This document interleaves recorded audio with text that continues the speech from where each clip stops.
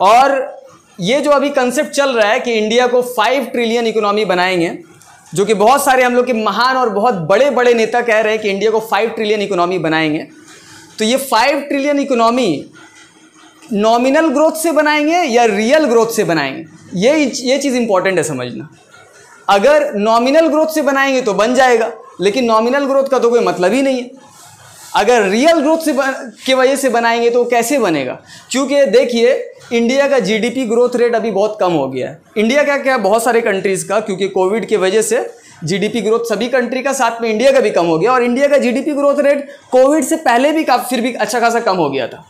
तो अभी इस ग्रोथ रेट पे 5 ट्रिलियन इकोनॉमी पहुंचना a bit of impossible thing.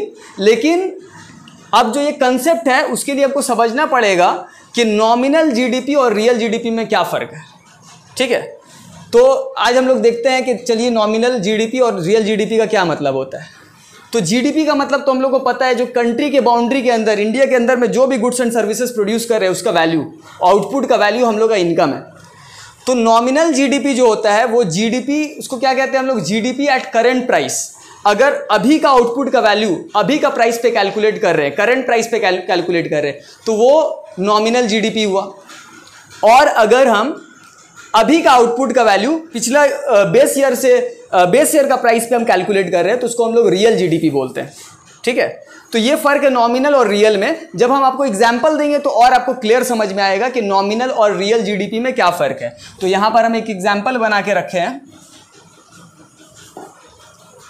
तो इससे आपको क्लियर होगा। तो देखिए अभी करंट ईयर का हमको जीडीपी निकालना है 2020 का। 2021 चल रहा है तो अभी का तो जीडीपी नहीं निकल पाएगा जब तक ईयर एंड नहीं हो। तो 2020 करंट ईयर हम लोग का, इसका जीडीपी निकालना है। और उसके लिए हमको रियल जीडीपी अगर निकालना होता है तो एक बेस ईयर चाहिए होता है हमको, जिससे हम अभी का जीडीपी को कंपेयर करते हैं। तो जो पिछला ईयर है, जैसे कि 2014 को हम लोग बेस ईयर पकड़े हैं, ठीक है, तो 2014 में देखिए क्या हुआ। मान लीजिए कंट्री में, हम लोग के कंट्री में कुछ भी प्रोड्यूस नहीं हुआ, सिर्फ कॉपी और पेन प्रोड्यूस हुआ है। और 2014 में क्या प्रोड्यूस हुआ है, आउटपुट जो है 5 पेन है और 10 कॉपी, और कुछ भी प्रोड्यूस नहीं हुआ। ठीक है, और पेन का दाम है 10 रुपया और कॉपी का दाम है 20 रुपया, ₹20। तो नॉमिनल जीडीपी निकालते हैं हम 2014 का। नॉमिनल जीडीपी मतलब होता है जो कंट्री का आउटपुट का वैल्यू है करंट प्राइस पे। तो उस टाइम में प्राइस क्या चल रहा था, यही प्राइस चल रहा था, 10 रुपया पेन और कॉपी 20 रुपीज़। तो अगर आप देखिए सबसे पहले हम लोग कितना पेन प्रोड्यूस किए, 5 पेन, तो 5 लिख दिए, इनटू एक पेन का दाम कितना, 10 रुपया, तो 5 10 द 50 रुपीज़ का हम लोग पेन प्रोड्यूस किए। और उसके बाद अगर आप देखिए कॉपी कितना प्रोड्यूस किए, 10 कॉपीज़, तो 10 इंटू एक कॉपी का 20 रुपीज़, यानी कि 200 का कॉपी हम प्रोड्यूस किए। तो 50 + 200 कितना हो गया, ₹250, यानी कि कंट्री का नॉमिनल जीडीपी 2012 में कितना था, 250 रुपीज़। यानी कि हम लोग कंट्री का इनकम, कंट्री का आउटपुट का वैल्यू 250 रुपया था। अब हम लोग 2020 यानी कि अभी जो करंट ईयर है उसमें कितना आउटपुट प्रोड्यूस हुआ। तो क्या हुआ कि इतना टाइम में, ये 6 साल में प्रोडक्टिविटी, जाहिर सी बात है कंट्री का बढ़ता है, पहले से ज़्यादा हम लोग का प्रोडक्टिविटी बढ़ गया, आउटपुट ज़्यादा प्रोड्यूस कर रहे हैं हम लोग। तो आउटपुट जो है, पहले 5 पेन 10 कॉपी प्रोड्यूस कर रहे थे, अभी 10 पेन और 20 कॉपी प्रोड्यूस कर रहे हैं। तो यानी कि हम लोग का प्रोडक्टिविटी क्या हुआ, डबल हो गया, है ना। 5 पेन की जगह 10 पेन, 10 कॉपी की जगह 20 कॉपी, यानी कि डबल आउटपुट हो गया, प्रोडक्टिविटी डबल हो गया।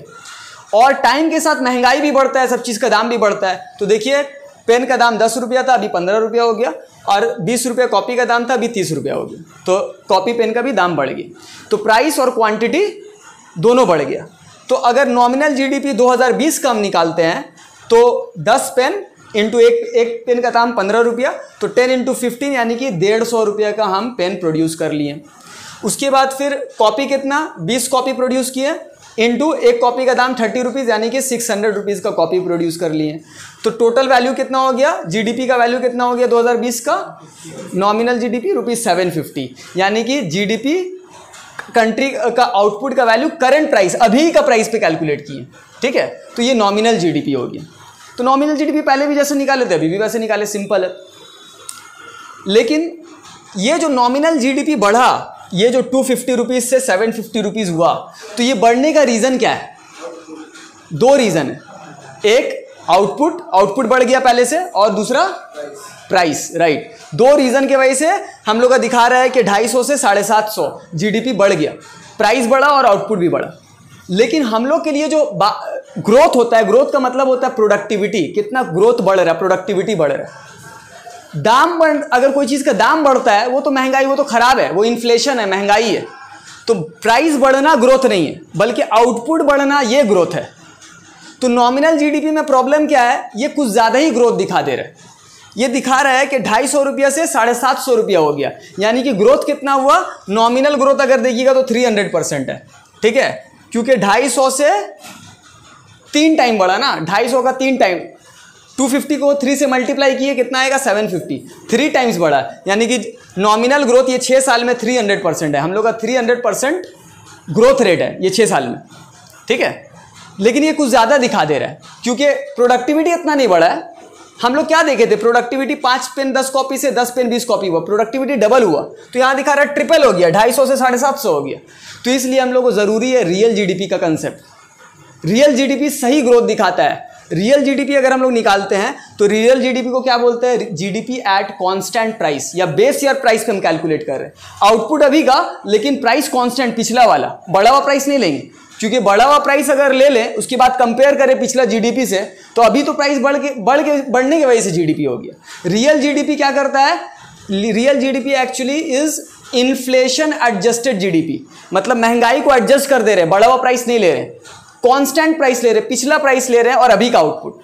तो ये रियल जीडीपी है। तो अभी का आउटपुट हम कितना प्रोड्यूस किए, 10 पेन 20 कॉपी ना, तो 10 पेन इंटू प्राइस अभी का नहीं लेंगे, बल्कि प्राइस पिछला 2014 बेस ईयर का प्राइस लेंगे, बढ़ा हुआ प्राइस नहीं लेंगे, बल्कि कांस्टेंट प्राइस लेंगे। कांस्टेंट प्राइस क्या है, एक पेन का प्राइस 10 रुपया, तो यानी कि 10 रुपया 10 इंटू 10 यानी कि 100 रुपीज़ का पेन प्रोड्यूस किए। और कॉपी कितना प्रोड्यूस किए थे हम लोग, 20 कॉपी, तो 20 कॉपी लिख दिया। लेकिन कॉपी का प्राइस 30 रुपया, 30 नहीं लेंगे, बल्कि बेस ईयर का प्राइस, पहले का प्राइस, पहले कॉपी का कितना प्राइस था 20 रुपीज़, 20 से मल्टीप्लाई कर दिया, यानी कि 400 रुपया का कॉपी प्रोड्यूस हुआ है। तो टोटल कितना हो गया 500। तो ये 500 रुपीज़ जो है रियल जीडीपी है। आप याद करिए, आपको हम पहले ही बोल दिए थे आउटपुट डबल हुआ है, 5 पेन 10 कॉपी से 10 पेन 20 कॉपी हुआ, तो आउटपुट डबल हुआ है। अब आप कंपेयर किएगा, नॉमिनल जीडीपी 250 था और रियल जीडीपी कितना हो गया अभी 500, क्या हुआ है, डबल हो गया। क्यों डबल हुआ है, क्योंकि आप देखिए आउटपुट डबल हुआ है तो जीडीपी भी डबल हुआ है, ठीक है। तो यहां पर दिखा रहा है कि जीडीपी 250 से 500 हुआ है, सिर्फ डबल हुआ है। यहां क्या दिखा रहा है, नॉमिनल में क्या दिखा रहा है, 250 से 750 हुआ है, ट्रिपल हो गया। तो इतना जीडीपी नहीं बढ़ा है, ये तो इतना ज्यादा जीडीपी दिखा रहा है प्राइस की बढ़ने की वजह से बढ़ा, ये दिखा रहा है आउटपुट बढ़ने की वजह से जीडीपी कितना बढ़ा है, जो कि एक्चुअल ग्रोथ है, रियल ग्रोथ है। तो इसलिए अगर रियल ग्रोथ देखिएगा तो 250 से 500 हुआ है, यानी कि डबल हुआ है, यानी कि 200% रियल ग्रोथ है। ये 6 साल में जीडीपी ग्रोथ रेट कितना हुआ, 200%, ठीक है। तो ये फर्क है रियल ग्रोथ और नॉमिनल ग्रोथ में। तो अगर कंट्री का आउटपुट जरा भी नहीं बढ़े लेकिन सब चीज का दाम बढ़ जाए, तब भी दिखाएगा कि नॉमिनल ग्रोथ बढ़ गया है, जीडीपी ग्रोथ बढ़ गया है, क्योंकि प्राइस बढ़ने की वजह से। तो इसलिए जरूरी है कि प्राइस जो है हम एडजस्ट कर दें, पिछला ही प्राइस ले लें। तो ये रियल जीडीपी का कंसेप्ट है। अब अगर मान लीजिए, अगर नॉमिनल ग्रोथ अगर रियल ग्रोथ से जाएं 200%, तो जैसे कि ये तो हम 6 साल का ले लिए, ग्रोथ रेट निकलता है 1 साल का।